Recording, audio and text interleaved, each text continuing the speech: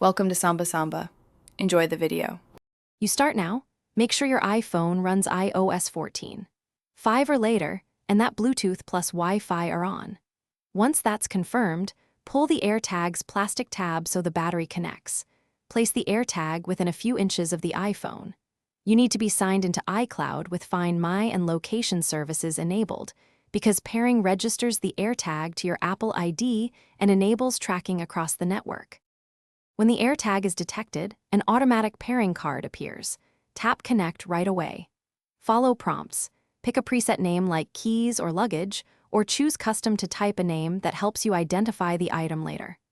The process registers the AirTag to your Apple ID so it shows in Find My and syncs across devices.